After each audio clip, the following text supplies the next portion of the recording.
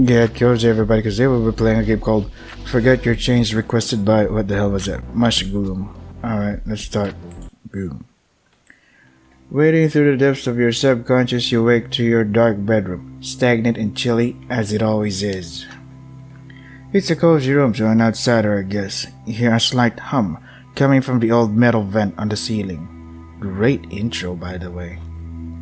The vent, covered in black mold splotches, has slight silver accents between the growth. You peer over to your old ceiling fan. You try to avoid turning it on. It seems like it will fall and break when it's in motion. It's delicate yet unstable, like most things in your little bedroom. The floral sheets you're laying beneath are slightly scratchy but warm. Holes are scattered along with the white sheets, unraveling threads. The house is infested with bugs from the rotten food and trash you leave around. Time is an unfamiliar concept and things decay to those not accustomed to the world moving. Conscious thought. Moths probably caused this. I can sew it. You recall the night where everything was disturbingly quiet.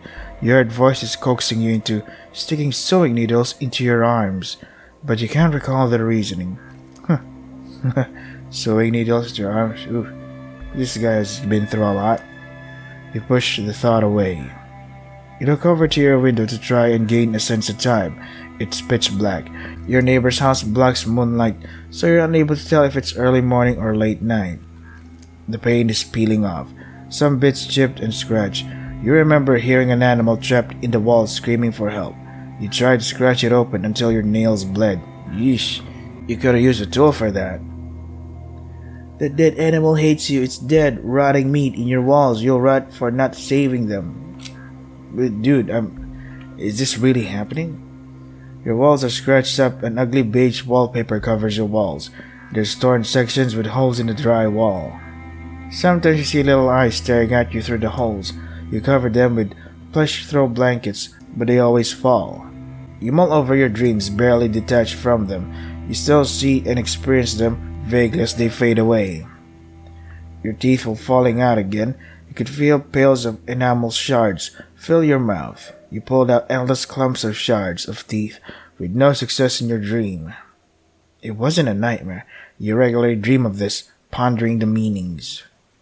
It's hard to differentiate when you're awake or asleep. You've only noticed subtle differences within the feeling of muscles livening compared to the lead sensation of paralysis.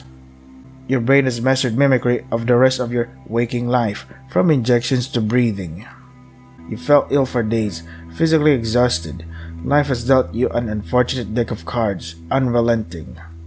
It's hard to go on most days, fighting for your life, feeling terrible, ominous glimpses of memory at the brink of conscious thought. It may not be real.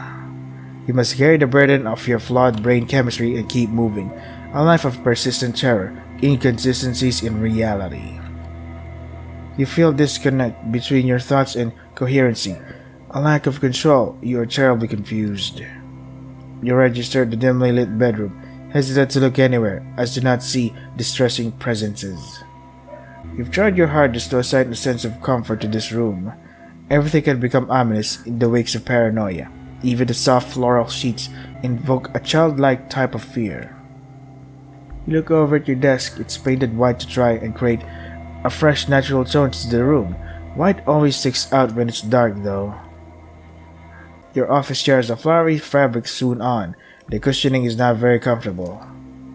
Your black computer monitor seems to have stared back at you. You cover it with a blanket most days, afraid of the contents within. You have a phobia of most everything, but the social paranoia eats you at most. The walls are blank except for the wallpaper you've learned to loathe. It almost looks like clusters of holes peering into you when it's dark. There's creatures in the holes. Wasps were coming out of the hive. You haven't bothered with pictures or posters. They all seem to stare at you, sometimes whispering. You don't feel like housing more people in your walls. You've knocked your plush friends off your bed again. They understand you're tossing and turning in the midst of unrest. They don't blame you. We don't. You have a plethora of plush animals and dolls you sleep with. They feel like protectors in the night, a place to hide. You have a wide variety of plush bears, soft fuzzy friends that are strong in nature. Some of them have a strange odor. You don't wash things as much as you should. The strange odor, despite being unpleasant, gives you a sense of comfort. It reminds you of your home, your childhood even. Wash us, please, we are coated in filth. The light voice heard is a whisper, undeterminable of identity or who it comes from. It sounds like it's simultaneously inside and outside of your head. You feel like an observer. Your thoughts are disconnected from everything. Your mouth seems to vomit words on occasion, randomly generated. The confusion grows as you observe strings of thoughts, all disconnected streams of consciousness. Your lips are damaged and bloody. You peel off layers of skin as a nervous habit. Oh, God, don't do that. As you peer over to your bedside table, your stomach churns. Perceiving anything seems like a threat. It's a small coffee table someone gifted you. It's scratched up. You can't remember who gave it to you. The paint is smooth and intact. The table has small traces of graphite scattered along the surface. The writings sometimes form words in the dark, mostly threats or conscious thoughts from the table. The table is usually displeased and anxious. I don't want to look at it. Observing the small wooden table dimly lit by a digital alarm clock, you spot your pill container. It's a little rainbow organizer as a consolation prize for the chronic sickness that infests your head. It's the little things. The table has no words for you to say. Well, good thing, because it'd be weird if the table say, "Hey, you want to place something on me? Want to sit on me?" You'd be like, "What?" The table just fucking talk. We can make millions with this. It is painted white to match the rest of your room, highlighting itself with the dim lighting granted from your smooth black alarm clock. Shut up, neighbor's dog, not now. I'm reading something cool. It's a digital alarm clock. You figured the clear numeric display would be easier to read. You look at the little alarm clock, its display looking cryptic. It's undecipherable. 91, 41, yeah. You feel a sense of irony. Maybe this is the clock's way of taunting you. You taste the familiar metallic taste of blood in your mouth, unconsciously gnawing at the inside skin. You trace your fingers along your pill organizer. It's smooth and pleasant to touch. It's slightly chilled from the cold room you're in. You carefully observe the medication, meticulously popping open each segment to check if you've missed something. You feel restless, hands unsteady. Body spaghetti. Your body goes cold and you feel your stomach twist. The past 3 days are still full. You vaguely remember running out of your antipsychotics 4 days ago. Oh, your hands are trembling now. There's nothing you can do except wait. You might have emergency medication somewhere around here.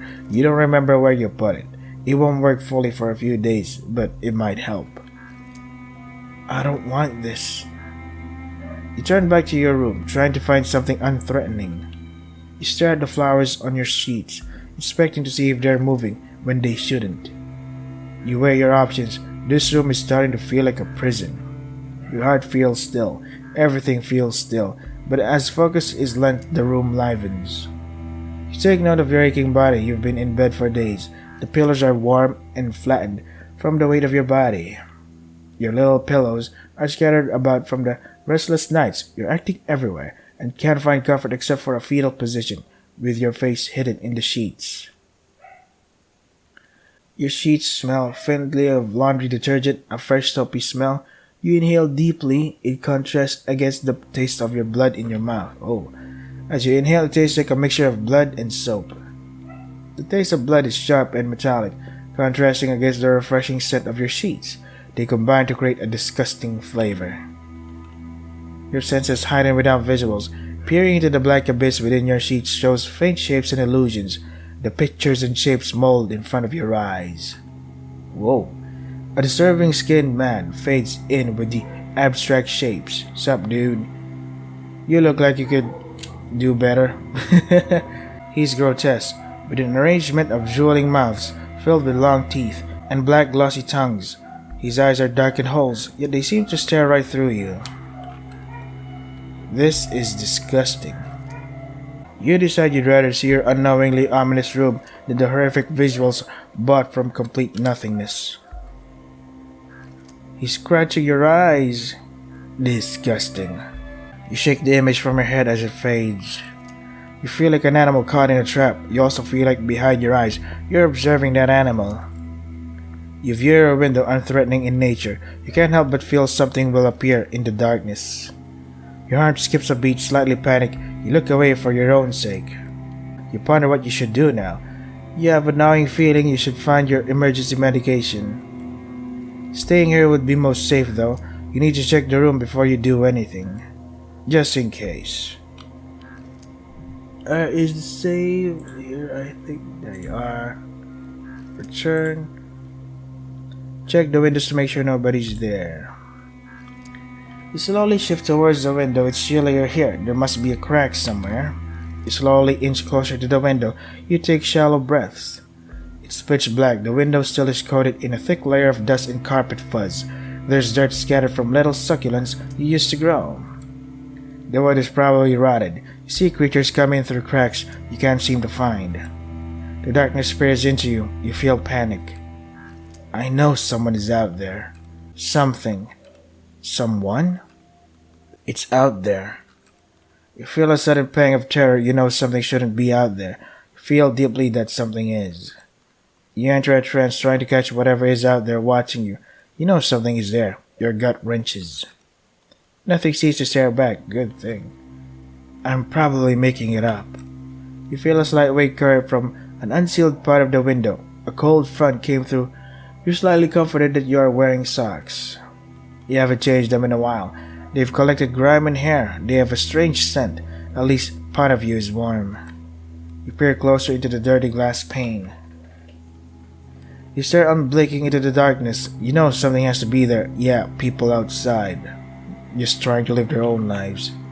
Your nose is cold from the chilly air seeping through the crack in the window. You stare. It has to be out there. Your eyes water. You are so entranced you don't blink. You feel your heart skip beat every time you think of something being out there. Your breathing is shallow and quiet, like you're trying to remain hidden despite staring wide-eyed at the window. You feel stuck there. You cannot resist the urge to look out of pure fear. There you are. Let me in. I will help you. Really? With what? Cleaning? Nice. No.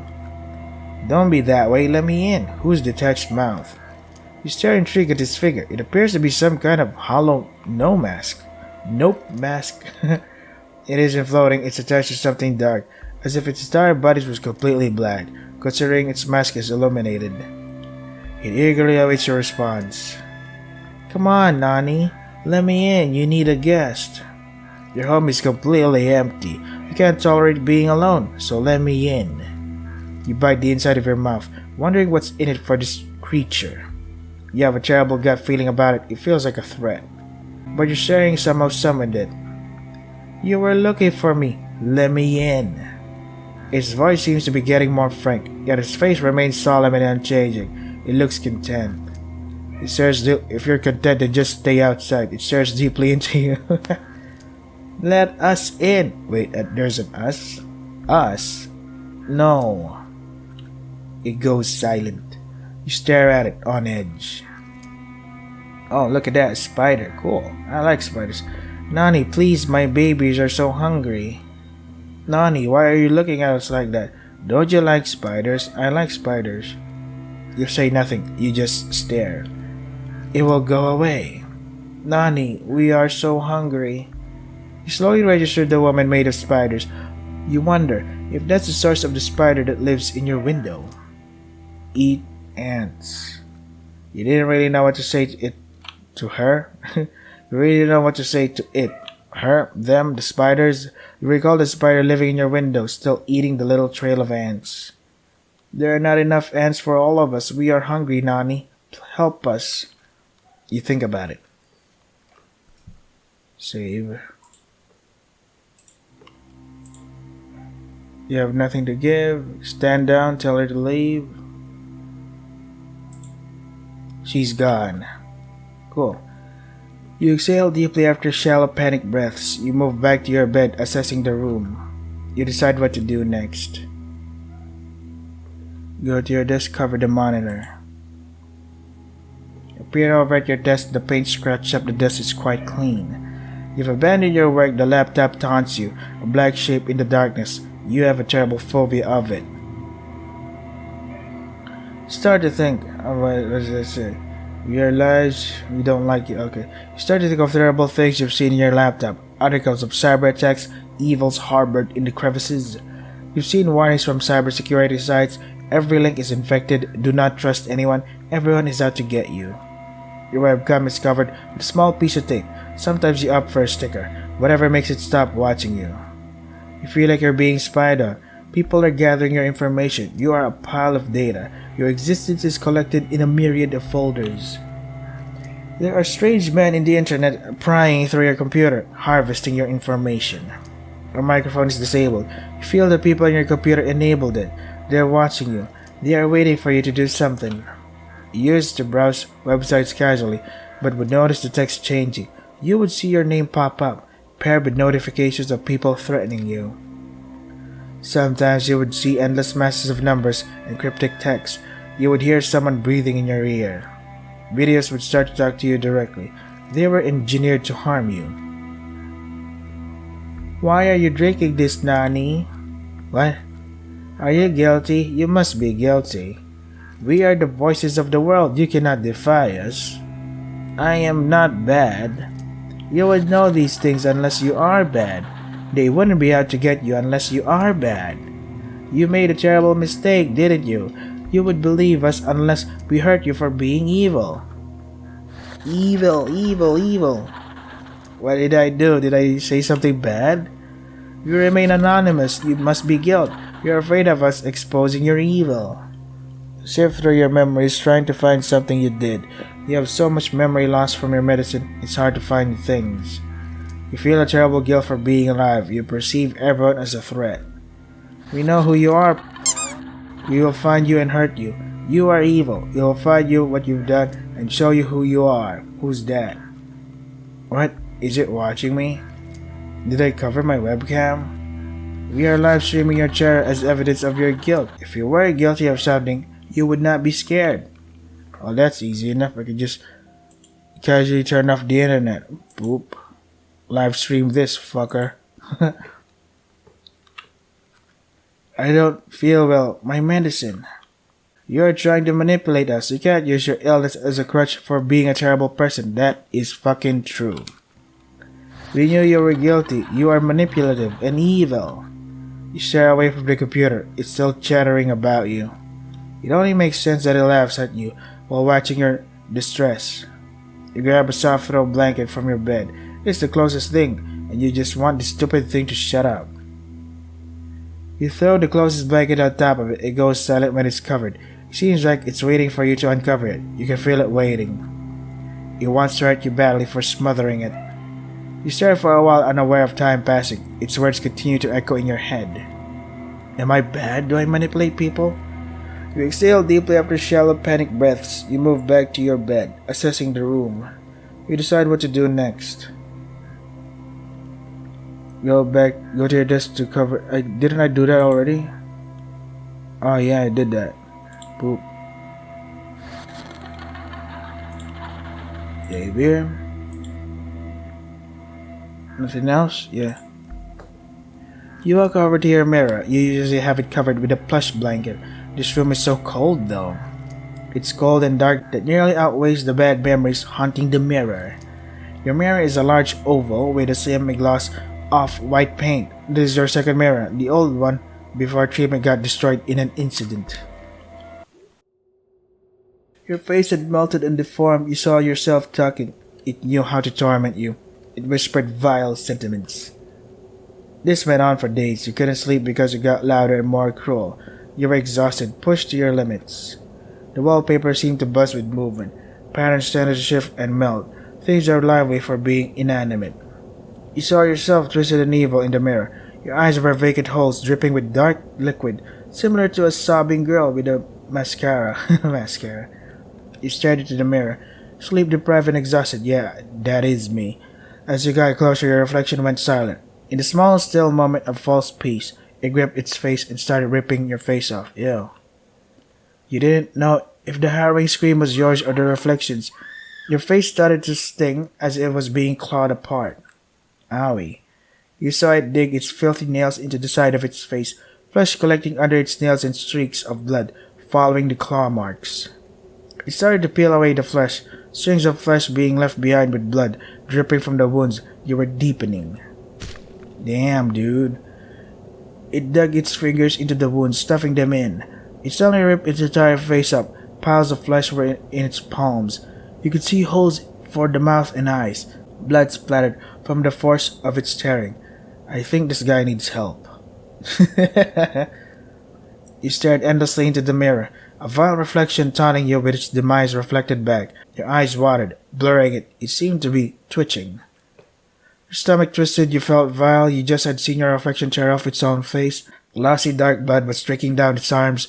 Beads of blood collected on your skinned face as a grotesque smile formed. You wanted to vomit.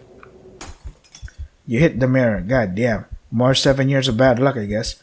It broke into reflective shards. Your knuckles were bleeding, your palms dripping from gripping the mirror shards. You were found, with your face scratched and injured, screaming to yourself. You don't remember screaming or who found you. All you know is you ended up in another hospital. You don't know why or how you have another mirror. You can't tell which invokes more mistrust, the mirror or the dark window next to it. There are small creatures infesting the window. You've chosen to leave them alone. A brown spider has taken residence in a small crevice in your window sill. You let it be. It eats the little ants that bother you. And you could use a roommate in this empty house. You dislike this corner. You feel like something is standing there, lurking. Maybe some hostile entity is here with me. The window sill needs to be cleaned. It's coated in grime. A thick layer of dust and fuzz covers it. Your mirror is coated in dust as well. There's no point in cleaning it, nor do you want to look at it. You need to cover it while you're in this state. You don't want to see things that shouldn't be there when you inevitably become entranced with the mirror, even though it's already broken. You look around for a blanket, with no success as your floor is pitch black. You start feeling around for a blanket. You hear the crinkle of old grimy plastic wrappers from those disgusting protein bars you consume to survive. More food for the spiders and ants. You find one of your protein bars on the floor. It's a chocolate mint flavor. It's somewhat crushed. You decide to grab it. You feel around some more on your somewhat soft carpet, feeling crumbs and shed hair. Carpet was an awful choice for such a filthy living area. You haven't washed it in ages. You pat around blindly and feel a soft file of fabric. It feels like your plush throw blankets. As you grab your soft blanket, you feel a cold slimy hand grab you back. Your heart jolts. You see a silhouette of a large dismembered black hand.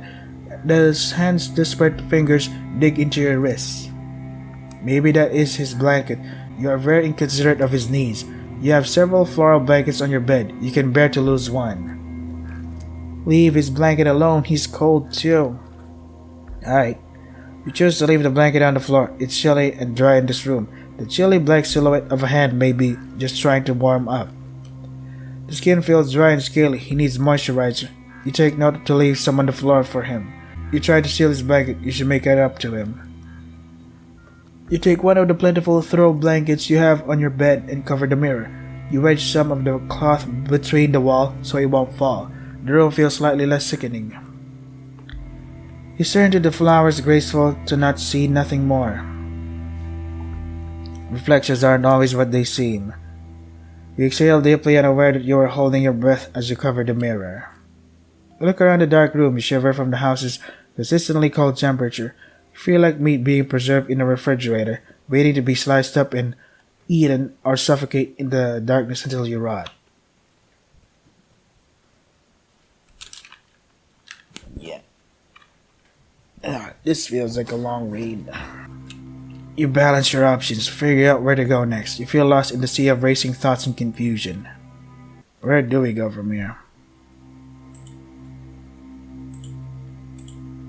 Make your decision. Stay. It's safe in here. You've checked everything. Leave. Maybe you can find some emergency medication. Why don't we go for the first part? Stay. You lay down in your bed, your heartbeat elevated. You feel relief from the laptop and mirror being covered. You still feel a sense of fear. Your sheets are soft. You lay on your back to try and focus on the ceiling.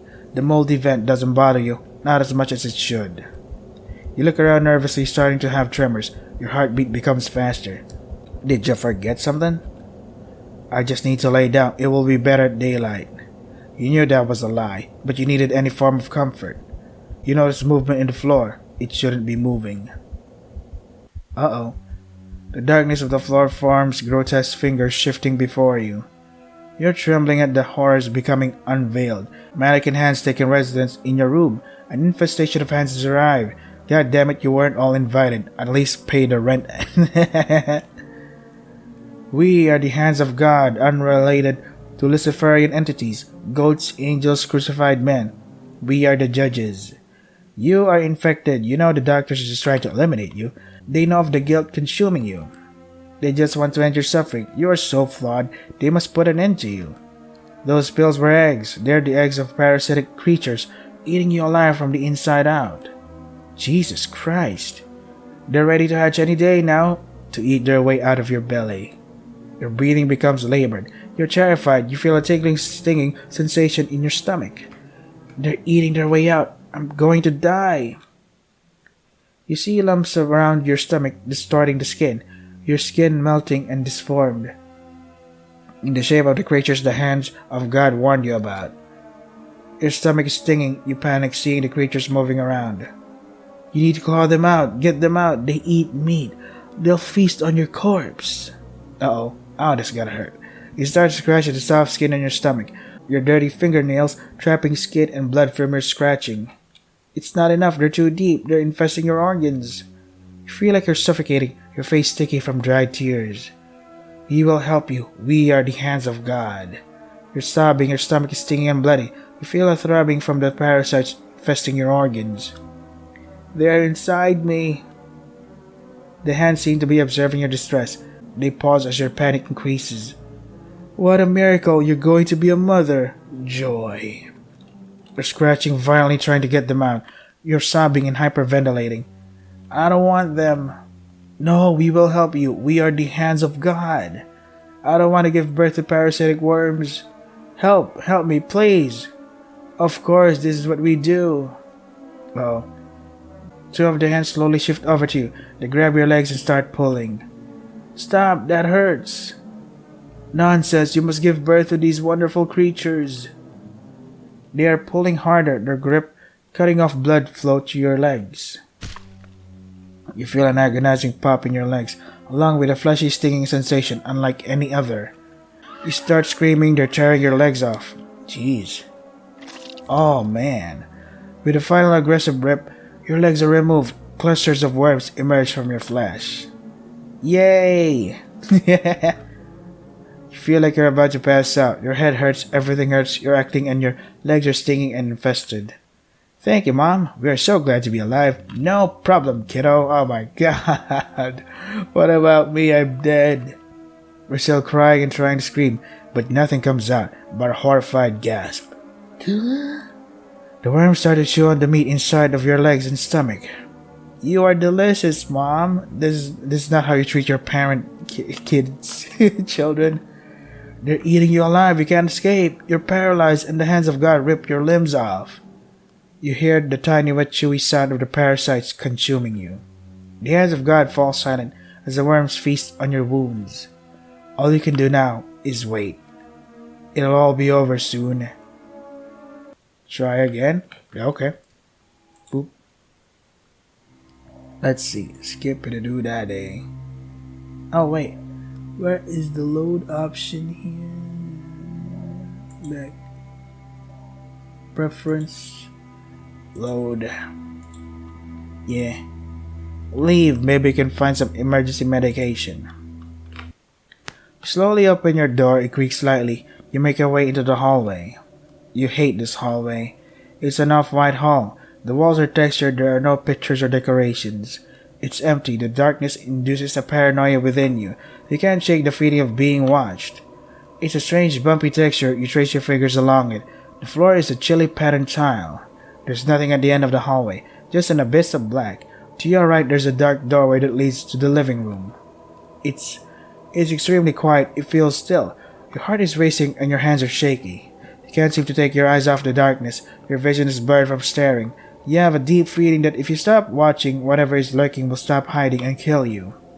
This hallway invokes a sense of dread that is unshakable. You collect yourself and walk hastily to the living room.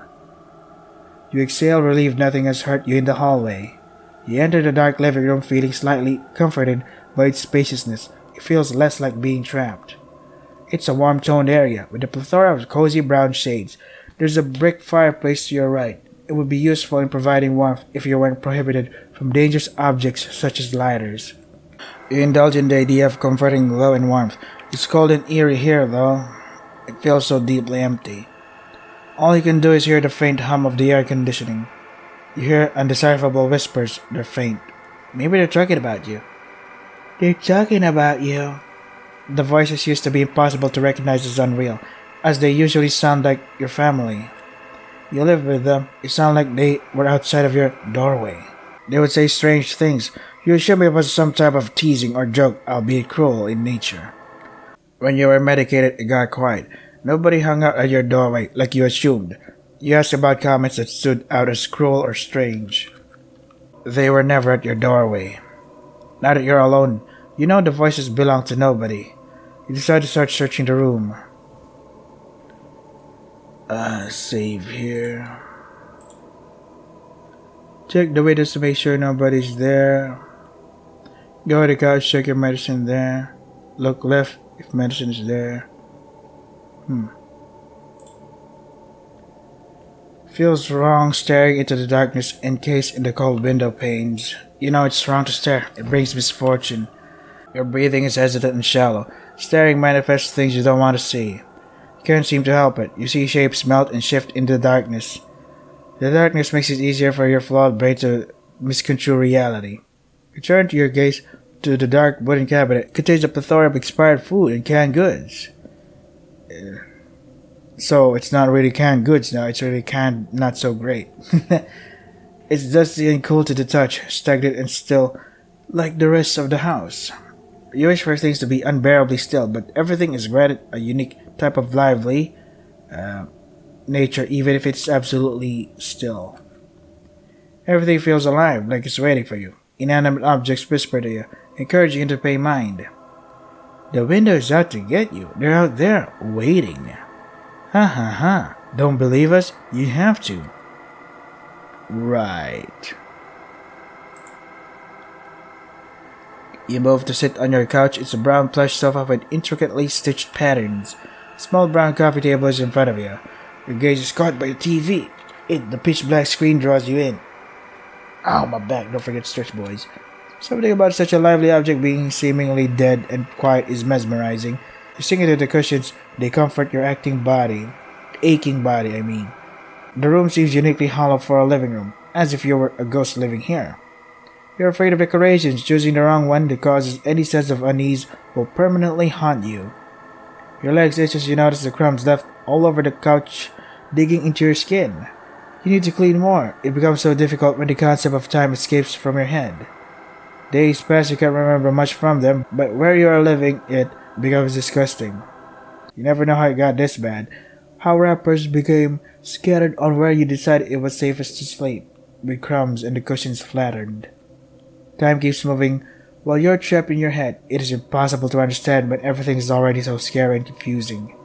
You've been seen to stare at a wall for hours, unaware of the flow of time, enamored by something unseen to the sane eye. You feel a sense of shame.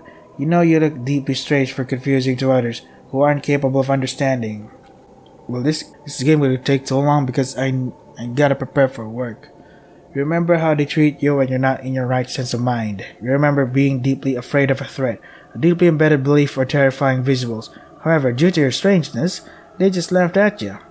Your fear is a spectacle. Your terror is invisible to everyone else. Gazing at the blank TV, you try to shove aside the thought of people watching you. It never helps when your delusions are mixed with the truth. It gives the voices a sense of credibility. You remove yourself from the couch, swiping off the embedded crumbs, making your legs sting. You shift and continue moving. You fail to remember the need to get your medicine. It's hard to keep your thoughts contained and straight. You get lost frequently. Okay, I think I should edit here. I need to prepare for work. Pretty interesting. Scary things. So is this what happens when you're off medications? Maybe we should be on medication more. No, that's no. I guess people need social. Honestly, people need more people around people, so that they can prevent this type of thing. This is Forget Your Chase. If you want to try to get for yourselves, the links are in the description. That is all for today. Stay safe and take care of yourselves.